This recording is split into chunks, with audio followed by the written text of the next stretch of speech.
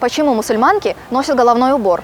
Почему мужчины и женщины молятся отдельно друг от друга? На скольких женщинах одновременно может быть женат мужчина? Что это за звуки, исходящие из мечети 5 раз в день? Кто такой Мухаммад и Иисус? Мир им для мусульман. Эти и подобные вопросы задают чуть ли не каждый, кто приехал в Стамбул и впервые столкнулся с исламской культурой. Для того, чтобы помочь людям найти ответы на эти вопросы, неподалеку от мечети Сулеймания в 2010 году был основан Центр межкультурной коммуникации, с деятельностью которого мы познакомим вас прямо сейчас. В 2010 году один из основателей этой организации посетил Бахрейн и обратил внимание на группу волонтеров, которая общалась с туристами в мечети и отвечала на их вопросы об исламе. По возвращению в Турцию он нашел единомышленников и организовал нечто подобное на родине. Мы волонтерская организация, которая дает людям информацию об исламской и турецкой культурах и также мечетях. Наша миссия – бороться с исламофобией в мире. Наша главная задача – показать людям, что такое ислам на самом деле и что к нему не относится. Некоторые волонтеры считают долгом каждого мусульманина вносить вклад в просветительскую работу.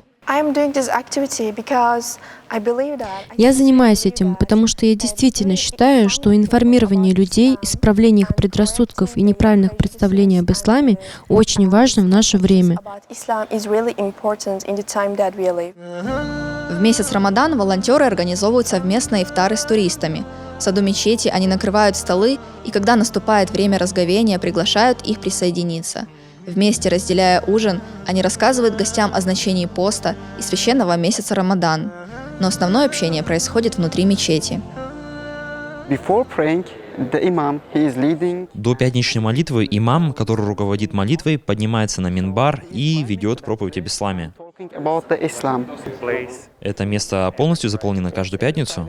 Да, каждую пятницу все мечети, особенно в Турции, заполнены. Даже сады заполнены. Чтобы быть мусульманином, вы должны верить во всех пророков от Адама до Мухаммада миром. Между ними в Ибрахима, Мусу, Иисуса и так далее. Адам тоже есть в Коране? Да.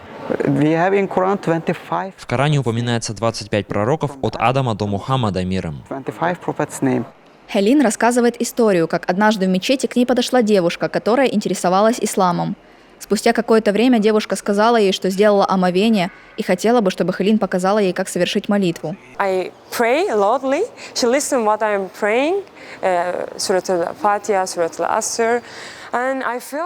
Я читала молитву вслух, чтобы она слышала суру Аль-Фатиха, Аль-Аср, и я чувствовала, как она волнуется, потому что она вся дрожала, ее руки дрожали.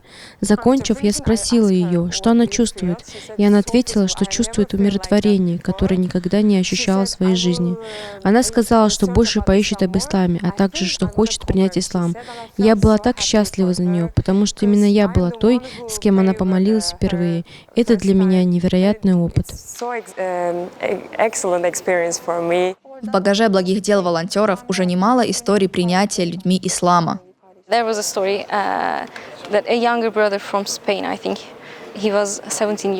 Однажды молодой парень из Испании, которому было 17 лет, приехал в Турцию. Он пообщался с нашими волонтерами и уехал.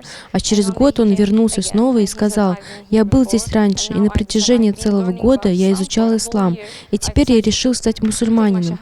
Его родители были с ним. Они не собирались принимать ислам, но они пришли вместе с ним, чтобы поддержать своего сына. Это был действительно волшебный опыт, потому что 17-летний молодой человек, когда ему было 16, решил, что хочет узнать об исламе, потому что видел нас и то, как мы представляем ислам здесь. Мы помогли ему произнести шахаду. Это было действительно потрясающе. В центре найдется работа для каждого, но если вы хотите быть волонтером в мечети, вам необходимо знать английский, испанский, русский или другие языки.